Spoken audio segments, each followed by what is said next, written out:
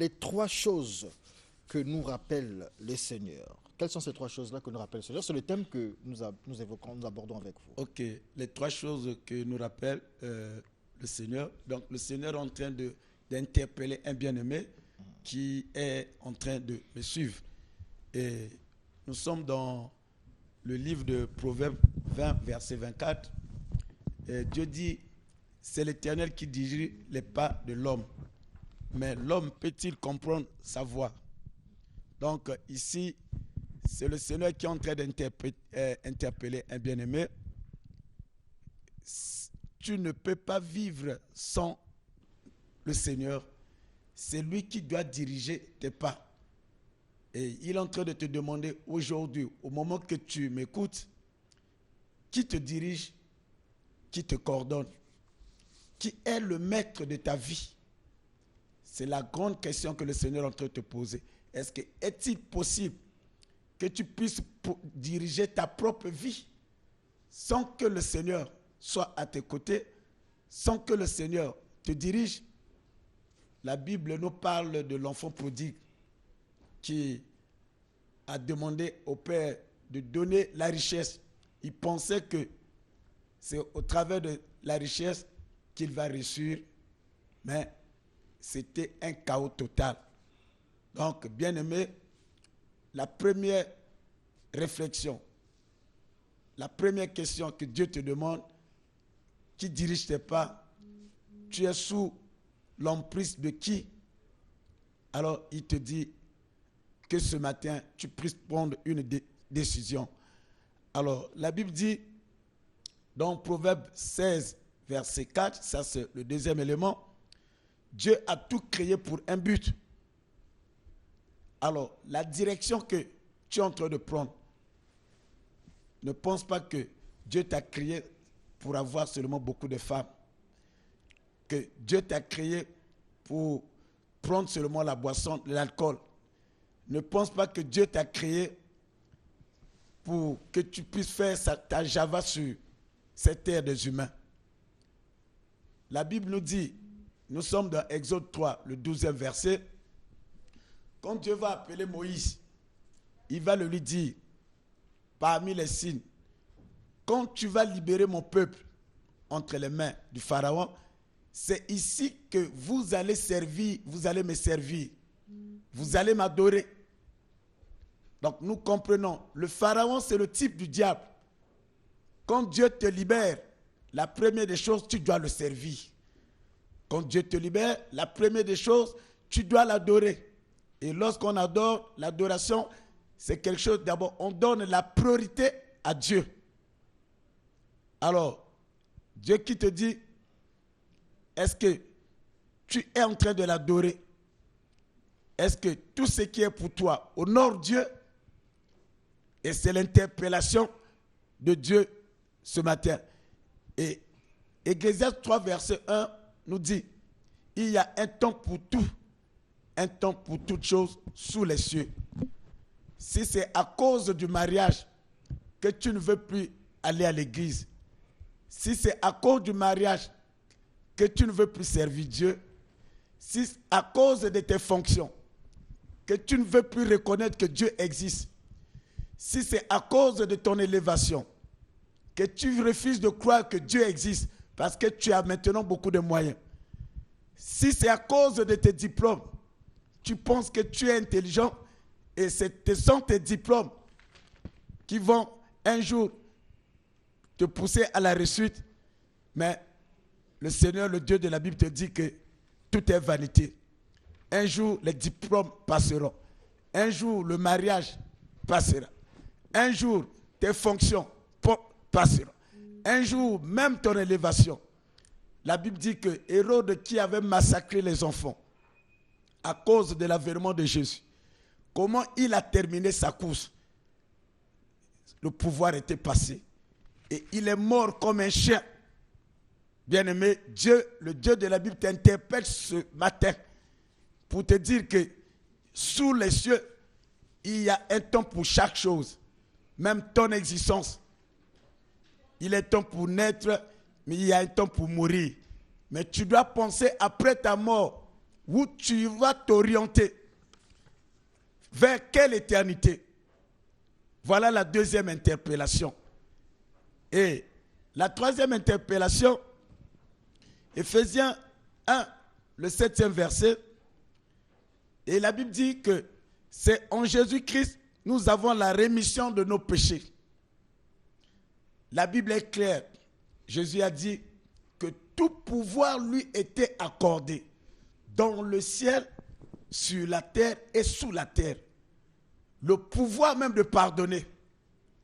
Toi qui me suis, tu es peut-être dans ta chambre, tu es peut-être au salon, tu es peut-être sur le lit de l'hôpital.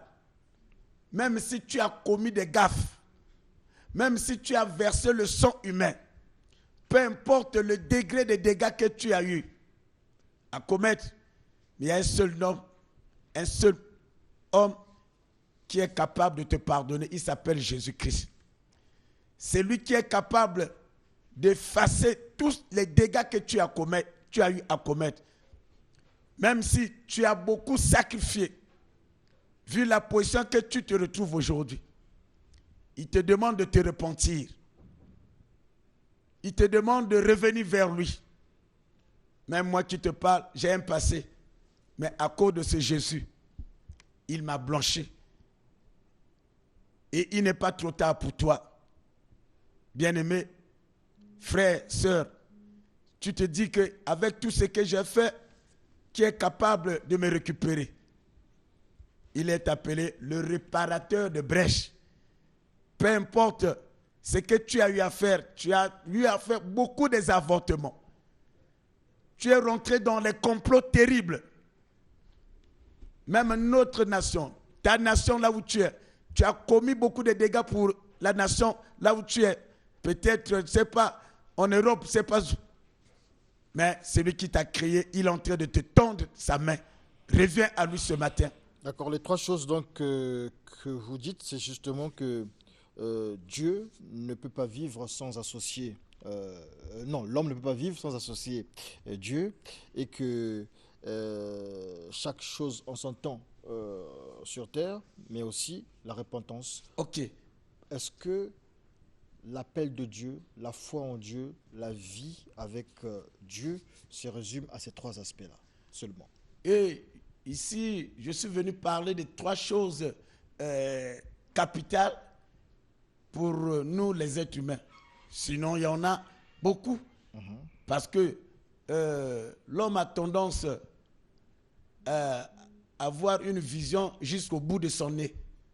Alors que nous devons voir loin. D'accord. Il y a un temps pour tout, vous avez dit. Il y a un temps pour tout. Donc, comment savoir que, par exemple, il est temps de se marier? Par exemple. Comment savoir qu'il est temps de se marier? Mais écoutez, M. Diaz, la Bible est claire que l'homme quittera et s'attachera à sa femme. Alors, comment savoir? Le mariage est donné aux personnes qui ont atteint la maturité. Je vous donne un exemple aux États-Unis. Oui. L'image est en train de tourner sur les réseaux sociaux aujourd'hui et dans certains médias. C'est une femme qui a 50 ans. Elle est restée vierge parce qu'elle attendait l'appel de Dieu avant de se marier. Elle a 50 ans aujourd'hui et jusqu'à présent, Dieu n'a encore rien dit. C'est bien? Ça, c'est vraiment, c'est très formidable. Formidable. Formidable parce que ça le mariage... Ça vaut antipode de ce de multipliez-vous, mariez-vous. Il y a un commandement qui existe. Justement, ouais. Monsieur Diaz, chaque chose a son temps. Et lorsque je veux me marier, la première des choses, je dois chercher la volonté de Dieu, je dois prier Dieu. Et c'est à Dieu de m'orienter, c'est à Dieu de me parler et ainsi de suite. Maintenant, jusqu'à 50 ans, et elle a prié. Et si Dieu ne lui a pas dit, parce que il faut voir X ou Y, parce qu'on ne se marie pas par rapport aux fonctions, on ne se marie pas parce que on a atteint l'âge peut-être de 20 ans, 30 ans, on ne se marie pas parce qu'on travaille, on a l'argent, mais on se marie. D'abord, le mariage, c'est une affaire d'une personne qui atteint la maturité. Parce que lorsqu'on n'a pas atteint la maturité, alors le mariage sera récupéré par le monde. Merci, on salue toutes les femmes et les hommes qui ont 50 ans et qui attendent encore la volonté de Dieu pour se marier. Oh, mais ça fait rire les gens, pourquoi? Oui, mais vous savez que monsieur Dia, oui, ça fait rire parce que c'est une question qui touche et qui est très sensible. Parce que, très très sensible, on ne se marie pas pour satisfaire les hommes, Oui. mais on se marie pour honorer Dieu. C'est ça le problème. Ah si c'est pour satisfaire les hommes, On se marie pour honorer Dieu ou bien oui, pour fonder mariage, une famille, avoir des enfants? Le mariage, c'est une institution divine. Vous comprenez? Lorsque monsieur Dia se marie, qu'est-ce que les gens disent, même au sein de la famille? À Kominambong. Ah, ben, il est à Kominambong. Non, en tant que chrétien, je me marie pour honorer à la parole de Dieu. Parce que la Bible dit que l'homme quittera. Donc, j'honore ce Dieu-là. Merci beaucoup, Pasteur Ange. Bienvenue à Luna. Je rappelle ici que vous êtes visionnaire de l'église La Vie en Jésus-Christ. Rappel du lieu de l'église, sinon du contact pour les autres qui aimeraient bien entrer en contact avec vous. Merci. Je suis au 00242 06 663 71 52. 00242 06 663 71 52. Et avec ce numéro, vous pouvez m'écrire c'est le numéro également de mon WhatsApp. Et vous pouvez également cliquer l'église La Vie en Jésus-Christ. Vous aurez tous les coordonnées de l'église. Et ici à Brazzaville, le quartier général de l'église La Vie en Jésus-Christ se situe au quartier d'Evala, appelé vulgairement le quartier général à Douai. Lorsque nous faisons face à Kitéré, tout juste après le stade Nicole Oba, nous dépassons là où se mettent les policiers, au moins à 30 mètres. En allongeant le viaduc, vous allez voir à droite une pancarte écrite « L'église La Vie en Jésus-Christ ». Donc, dès que vous arrivez à cette pancarte, c'est au moins à 5-6 mètres. Merci. Merci beaucoup, Pasteur Ange. Bienvenue à Luna.